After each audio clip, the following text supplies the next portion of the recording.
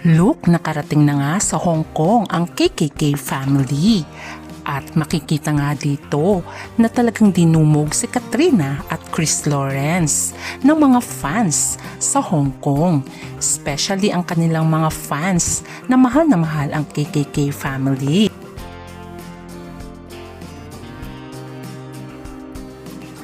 Mapapansin nga sa videong ito na maraming fans ang nagpapapicture sa kanila.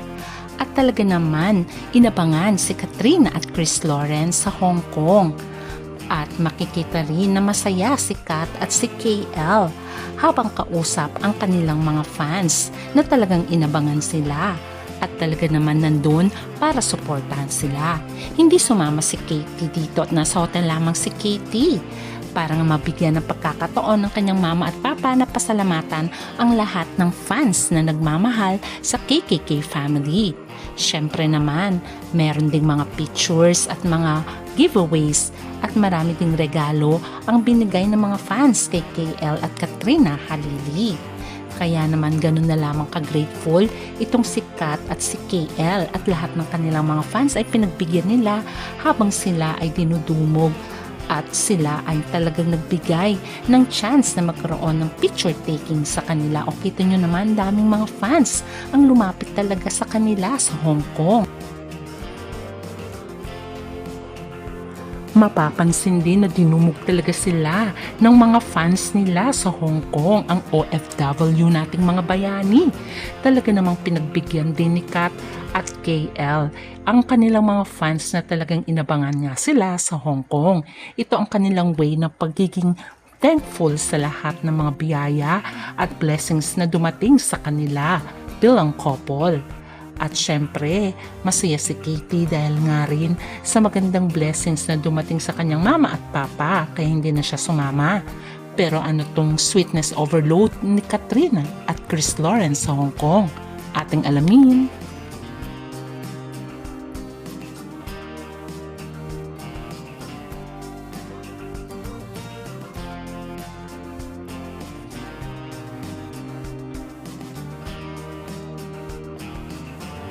Ito ang first time na nag-out of the country ang KKK family.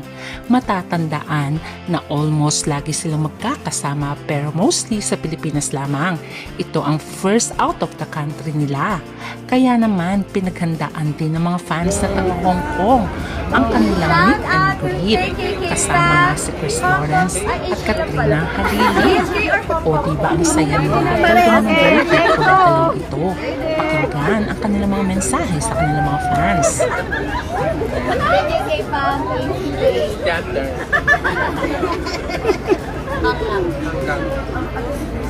Shout out to Buklara.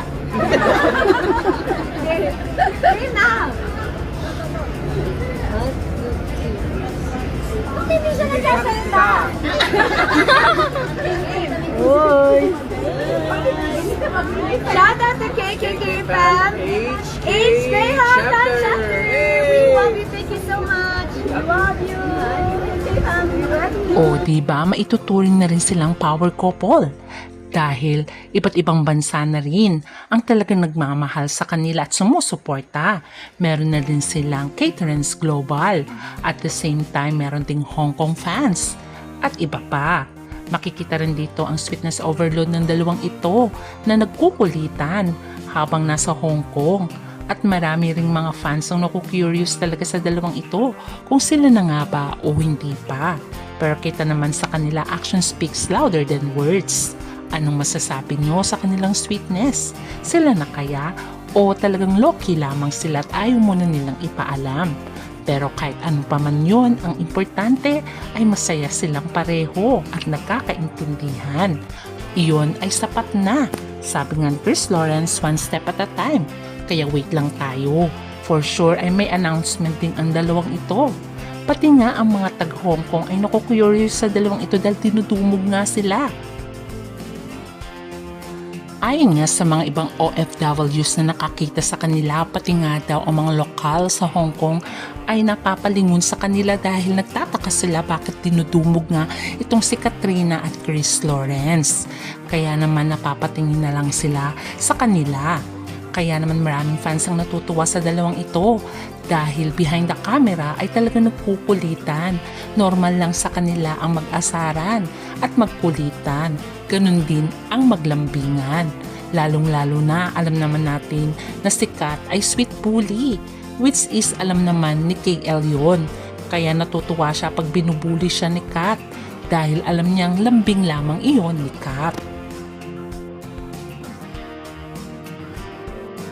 Ayon nga sa ating mga kababayan na OFWs, marami talagang nakakapansin sa dalawang ito na talagang sweet talaga sila sa isa't isa. Although hindi nila napapansin yon, pero kung kitang-kita ng mga fans na talagang may something na nga sa dalawang ito. Pero syempre kinikilig yung mga fans na nakakakita sa kanila. Lalong-lalo na ang pagiging touchy at sweetness nila sa isa't isa. Hindi nila namamalayan yon. Sabi nga nila, kilos talaga ng pusong nagmamahal. Hindi namamalayan na nagiging touchy na sila sa isa't isa. Pero okay lang yon dahil magiging masaya si Katie pag nagkatuluyan ang kanyang mama at papa.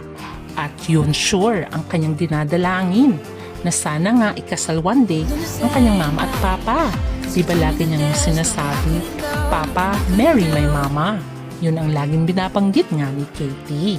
O diba? For sure ay mangyayari yon at ma-manifest nila yon na sana one day ay ikasal itong dalawang ito.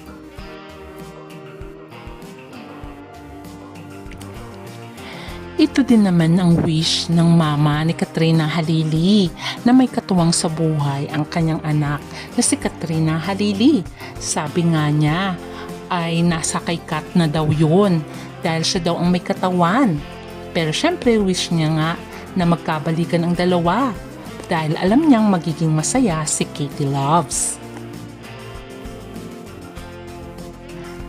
Siyempre, kung nais nga ng mama ni Kat na magpakasal sila, ganun din naman ang mama ni KL. Bago pa nga lang sila magkahiwalay noon at buntis si Kat at nanganak. Sabi nga ng mama ni KL noon sa interview, hoping nga daw magpakasal na ang dalawang ito para nga matatawag silang family at may blessing ng kasal dahil may apo na nga sila para daw sa kapakanan ni Katie. Pero hindi nga natuloy ito dahil tinanggihan nga ni Katrina ang alok na kasal ni KL, ang proposal. Hindi natuloy dahil nga sinabi nga ni Kat na wag muna at unahin muna ang baby.